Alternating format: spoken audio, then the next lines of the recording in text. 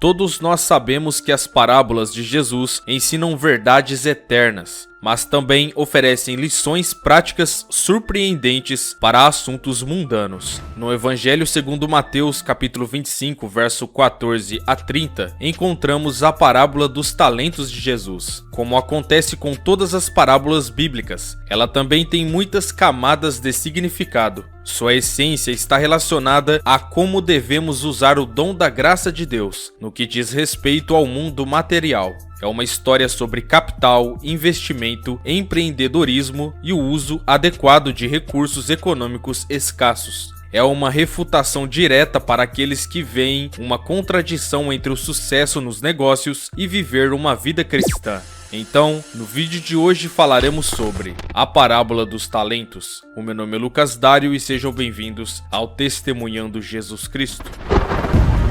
Onde aumentou o pecado, transbordou a graça.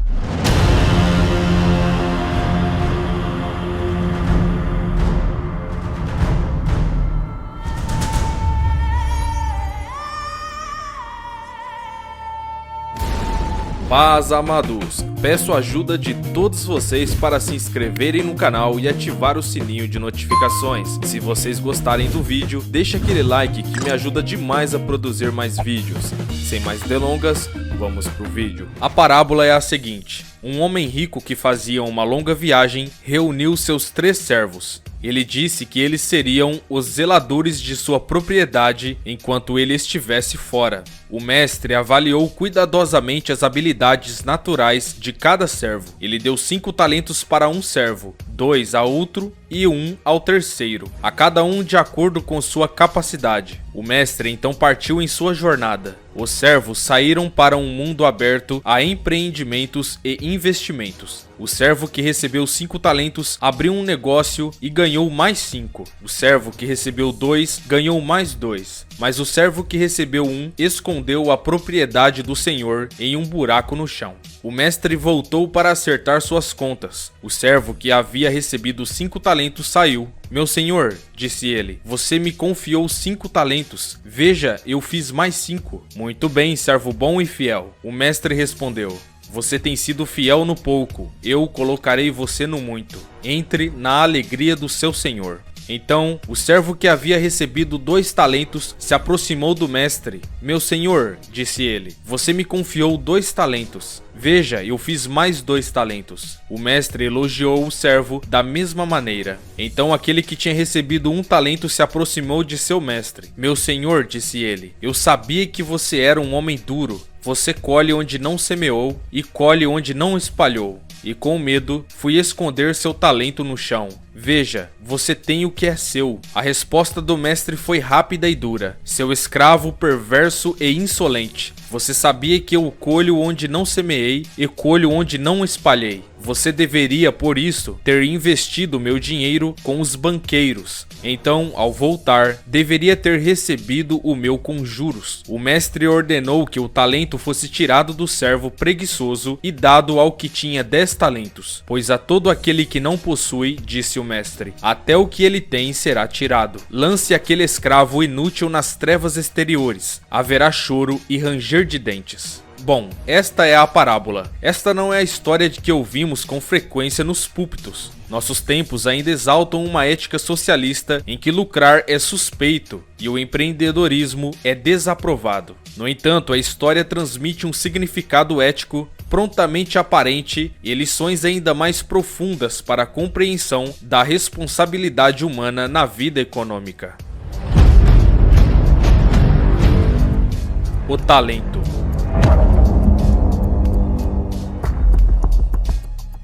A palavra talento nessa parábola tem 2 significados. É uma unidade monetária. Portanto, sabemos que a quantia dada a cada servo foi considerável. Uma interpretação mais ampla seria que os talentos se referem a todos os vários dons que Deus nos deu para nosso uso. Esta definição abrange todos os dons naturais, espirituais e materiais. Inclui nossas habilidades e recursos naturais, nossa saúde, educação, bem como nossos próprios bens, dinheiro e oportunidades. Uma das lições mais simples dessa parábola é que não é imoral lucrar com nossos recursos, inteligência e trabalho. A alternativa ao lucro é a perda, e certamente a perda de riqueza, especialmente quando devida a uma falta de iniciativa, não constitui uma boa administração. A parábola de Mateus pressupõe uma compreensão local da administração adequada do dinheiro. De acordo com a lei rabínica, enterrar era considerado a melhor segurança contra roubo. O oposto era verdadeiro para o dinheiro amarrando em um pano.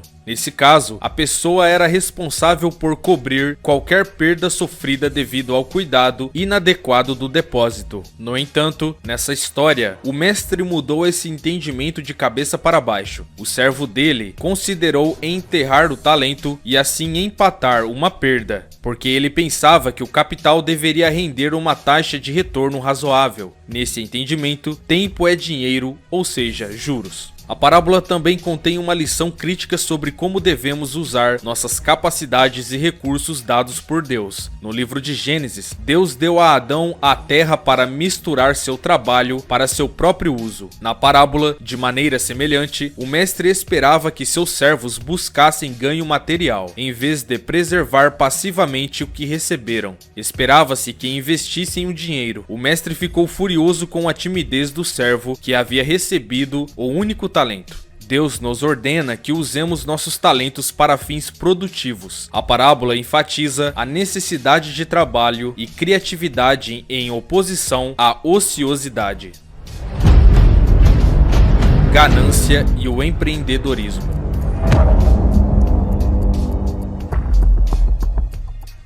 A religião deve começar a reconhecer o empreendedorismo pelo que ele é, uma vocação. A capacidade de ter sucesso nos negócios, na negociação de ações ou no banco de investimento é um talento. Como outros dons, não deve ser desperdiçado, mas usado ao máximo para a glória de Deus. Os críticos associam o capitalismo à ganância, mas a natureza fundamental da vocação empreendedora é focar nas necessidades dos clientes. Para ter sucesso, o empresário deve servir aos outros. A ganância é um perigo espiritual que ameaça a todos nós, independentemente de nossa riqueza ou vocação. O termo possui um elemento proporcional ou inaceitável de ganho material, independentemente da situação financeira. O desejo é excessivo quando no fundo do ser de uma pessoa supera as preocupações morais e espirituais. Essa parábola deixa bem claro que a riqueza como tal não é injusta, pois o primeiro servo recebeu mais do que o segundo e o terceiro. E quanto a obter lucro, é o objeto de usar o talento empreendedor, e isso não é ganância, é o uso adequado do presente. Além de condenar o lucro, muitos líderes religiosos costumam favorecer variedades de nivelamento social e redistribuição de renda,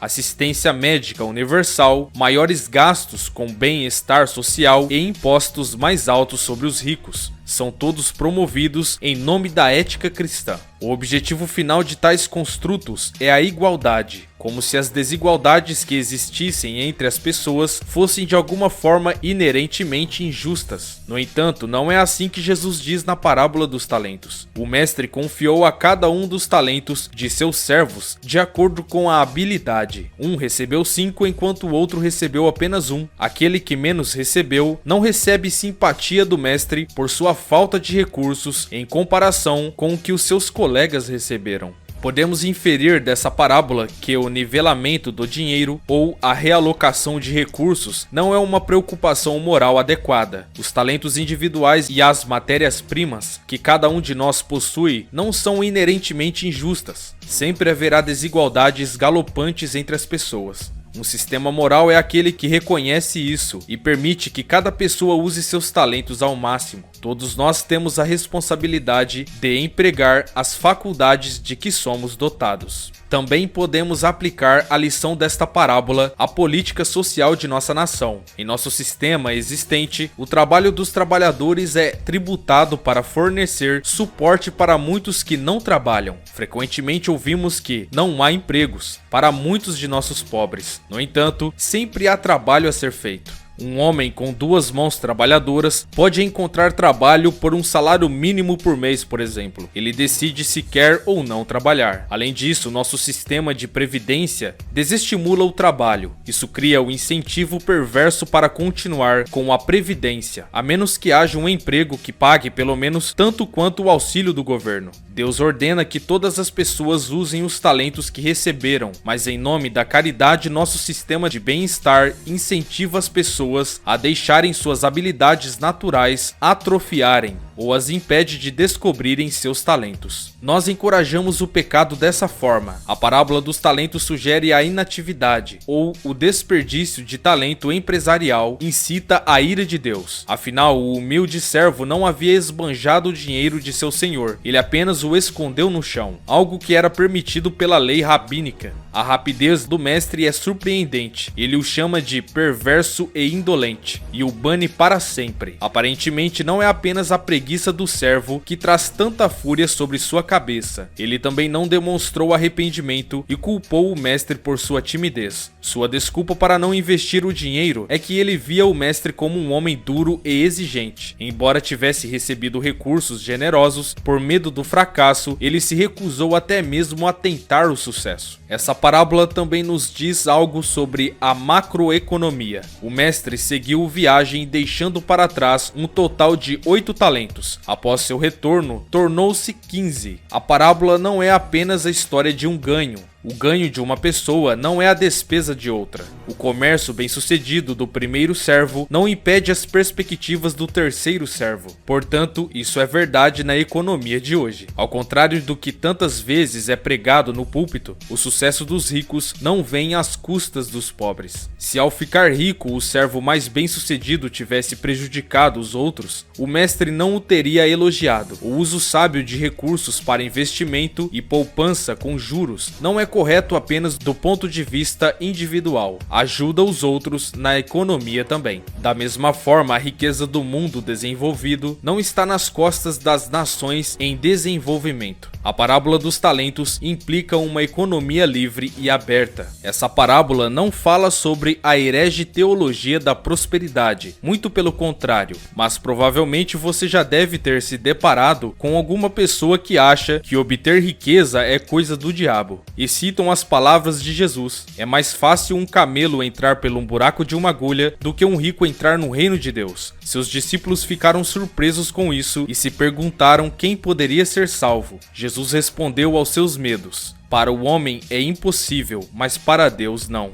Isso não significa que nosso sucesso material nos afastará do céu, mas implica na necessidade de organizar nossas vidas de maneira adequada antes de nossas preocupações materiais, isto é, colocar a Deus acima das riquezas. Veja, pois onde estiver o seu tesouro, ali também estará o seu coração. Então, quando Jesus respondeu o homem rico, ele estava colocando este homem à prova e já sabia que o coração daquele homem estava nas riquezas, não em Jesus, não em seguir Jesus. É verdade que, para todos os nossos bens e ações mundanas, confiamos totalmente em Deus para alcançar a salvação, mas para a condução da economia, dependemos fortemente do empreendedorismo, do investimento, da assunção de riscos, da expansão da riqueza e da prosperidade. Devemos dar um olhar crítico à maneira como nossa cultura trata as empresas. As revistas de negócios trazem histórias de sucesso nos negócios o tempo todo. O herói costuma ser o empresário voltado para o futuro, corajoso e alegre, muito parecido com o servo capaz que recebeu 5 talentos. No entanto, ao mesmo tempo, a fé religiosa popular continua a exaltar e promover o comportamento endêmico do servo ocioso que foi banido pelo Senhor. Todas as pessoas de fé precisam trabalhar para fechar o abismo que existe entre a religião e a compreensão econômica. A parábola de Jesus é um bom lugar para começar a incorporar a moralidade da empresa e do mercado livre à ética cristã. E esse foi o vídeo, amados. Se vocês gostaram desse vídeo, deixe seu gostei, se inscrevam no canal e não se esqueçam de ativar o sininho de notificações. Deus abençoe a todos, até o próximo vídeo.